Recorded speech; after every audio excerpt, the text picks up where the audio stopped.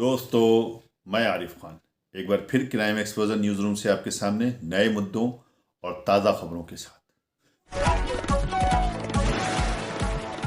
रामपुरी चाकू के नाम से रामपुर मशहूर, लेकिन अब आप सच्चाई में और हकीकत में भी देखेंगे कि दुनिया का सबसे बड़ा और सबसे महंगा चाकू बनकर रामपुर में तैयार हो गया और एक चौराहे पे फिक्स कर दिया गया है जो नैनीताल हाईवे को जोड़ता है। इसलिए इसका नाम जो रखा गया है चाकू चौक रखा गया है। कल इसका यानी 21 मार्च को इसका उद्घाटन हो गया। इसमें अजय कुमार सिंह, मंडल आयुक्त, जिलाधिकारी रविंद्र कुमार मादड़ और अन्य अधिकारी के साथ साथ नेता लोग भी तमाम मौजूद रहे और चाकू चौक का उद्घाटन कर दिया गया। यह है कि ये सनत बिल्कुल दम तोड़ चुकी थी और चाकू का कारोबार बिल्कुल बर्बाद हो चुका था, लेकिन अजय कुमार की कोशिशों से दोबारा इस इंडस्ट्री को फिर जवानी मिली है, फिर एक नई शुरुआत हुई है। अब देखना यह है कि ये कहाँ तक जाएगी। का प्रचार प्रसार हो रहा है वो एक बुराई के तौर पर नहीं बल्कि एक आर्ट के तौर पर हो रहा है, एक प्रतीक के तौर पर है। जबकि कुछ दिनों पहले तक आजम खान ये कहा करते थे कि मैं रामपुर के बच्चों के हाथ में कलम देना चाहता हूँ और कुछ लोग चाकू देना चाहते हैं।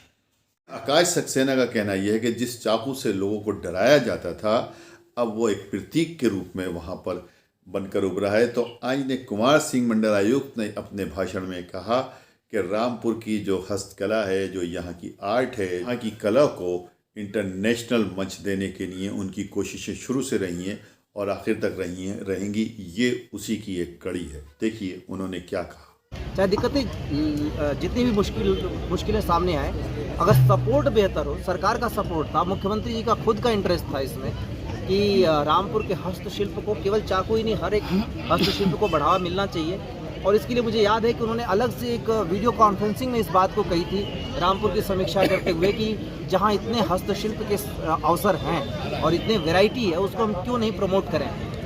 तो उनके प्रोत्साहन पर लोगों का जो यहाँ पे रवैया रहा, जो प्रोत्साहित करने का, लोग जुड़ते गए और उससे हमें मदद मिली कि हम कारीगरों को थोड़ा प्रोत्साहित कर सकें। और जब चाकू एक बार रिवाइव हो गया तो मैंने कहा कि रामपुर का हुनर इतना बेहतरीन है। अफशान ने भी इसको डिज़ाइन किया, कई बार मेरे पास आए, चूँकि इसका बजट बड़ा था तो उसके लिए बजट डेडिकेट करने में कई सारी चीज़ें उसमें एक अड़चन रहती है, उन सबको दूर किया गया। फाइनली जो है वो आपके सामने है और आगे हम इसको करते रहें। सर, लगभग कितने पैसे की लागत से ये चाकू यहाँ पे बन के लगा है? के लिए आप फिक्र में रहते हैं, 1 साल आपका कार्यकाल रह गया, इसके बाद आप क्या चुनाव के मैदान में आके रामपुर की खिदमत करेंगे या किस तरीके से रामपुर का? मैं जो हूँ अभी उसी में खुश हूँ। मुझे अपनी सर्विस पे बहुत मुझे गर्व है और मैं अपनी सर्विस को एंजॉय करता हूँ। तो कोई कारण नहीं है, जब आदमी संतुष्ट हो जिस चीज़ में, तो कोई कारण नहीं है कि कहीं दूसरी तरफ मुझे देखने की ज़रूरत हो। लोगों से जुड़ाव है मेरा, लोग इस काम को रिकॉग्नाइज करते हैं, लोगों का सहयोग मिलता है, ये मेरा बहुत बड़ा सौभाग्य है। सर, लगभग कितने पैसे की लागत का ये चाकू यहाँ पे लगा? 50 लाख से भी अधिक की लागत का ये है, बनाया गया है। और इसमें इस तरीके की ये कारीगरी की गई है कि बारिश की वजह से कभी रस्टेड ना हो और इसको बार बार मेंटेनेंस की ज़रूरत कम पड़े। इसके आगे हमारा अभी टारगेट है कि जितने भी रामपुर के पहचान है उत्पाद, उनको हम हर एक उत्पाद को जगह जगह एक पहचान दे सकें। कितने दिन लगे सर इसको बनने में? कितने दिन लगे लगभग इसको बनने में? इसको बनने में अगर हम ये सोचे कि हमने जब से इसको कॉन्सेप्चुलाइज किया तब से तो 1 साल से भी ज़्यादा का समय लगा, लेकिन बनाने में चूँकि जो इसके आर्टिस्ट हैं अफशान, उनके दिमाग में ये जहन में चीज़ थी और डीएम साहब का डेडिकेशन बहुत ज़्यादा था। जिलाधिकारी और उनकी टीम ने, एडीएम ने, जो सचिव भी हैं, उनकी पूरी टीम ने एक डेडिकेशन के साथ काम किया। तो इसलिए इसको जब वही है कि प्रशासन एक किसी चीज़ को साकार करने पर लग जाता है तो बहुत ज़्यादा समय नहीं लगता। उन्होंने, मैं इस बात के लिए बधाई दूंगा पूरी टीम को कि उन्होंने इस बात को मूर्त रूप देने में बहुत ज़्यादा समय। सर, गिनीज वर्ल्ड बुक में इसका नाम दर्ज कराने के कोई उद्देश्य है sir? Guinness book of world में, गिनीज बुक ऑफ वर्ल्ड में बिल्कुल उस पर प्रयास किया जाएगा, उसमें हम ठीक है सर। सुरेश चौहान हैं, सुदर्शन टीवी के एंकर और एडिटर, लेकिन इनको इस प्रकार की बातें करने की कौन इजाज़त देता है, ये बड़ा सोचने का विषय है। देखिए ये वीडियो इनका खूब वायरल हो रहा है। रेशो है जिसमें लड़कियां कम है उतना लड़कियां भरने के लिए भी हमको मुसलमानों की 41 लाख लड़कियां चाहिए होगी, तब जाके हमारा लड़का लड़कियों का जो रेशो है वो सेट हो जाएगा। तो इसलिए मौलाना को बोलना और 30 लाख तक तो कोई चिंता नहीं है, उसके बाद देखेंगे कि मुस्लिम लड़की आएगी। और 10 लाख आई वो तौकीर खुद कह रहा है, नीचे कहने वाले और हैं। मैं भविष्यवाणी करता हूं आने वाले दिनों में ऐसी बड़ी संख्या में मुसलमान हिंदू बनेंगे। उस अभियान को भी हम चला रहे हैं और बड़े पैमाने पर चलाएंगे। 21 तारीख को जो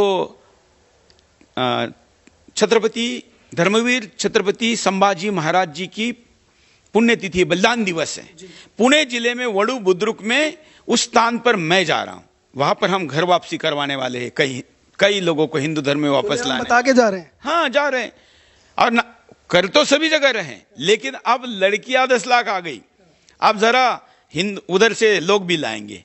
यह केवल भविष्यवाणी कर रहा हूं, विस्तार से अगले बार बताऊंगा। देखिए, सुरेश चौहान के जो बात करता है ना, कई लोगों को उस वक्त समझ में नहीं आती, बाद में समझ में आती है। यही हमने पिछले 18 वर्षों 19 वर्षों से देखा है।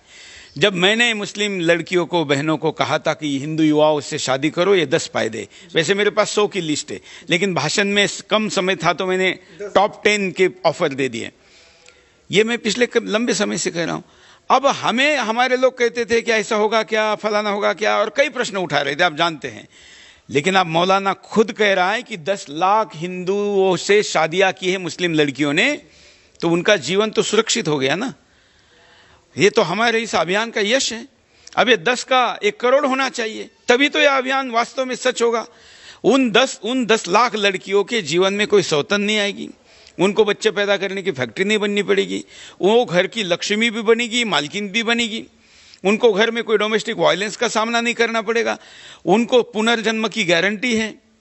वो तो सब कुछ चीज समाज में आ गई ना अभी। इसलिए अब तो उन लड़कियों का कल्याण हो गया। अब बाकी लड़कियों ने ये देखना है कि मौलाना स्वयं कह रहा है कि 10 लाख लड़कियां गई है, तो बाकी लड़कियों को आने में हर्ज नहीं है। वीडियो अगर पसंद आई हो तो लाइक कीजिए, शेयर कीजिए और चैनल को जरूर सब्सक्राइब कीजिए, ताकि डायरेक्ट नोटिफिकेशंस आप तक पहुंचते रहे।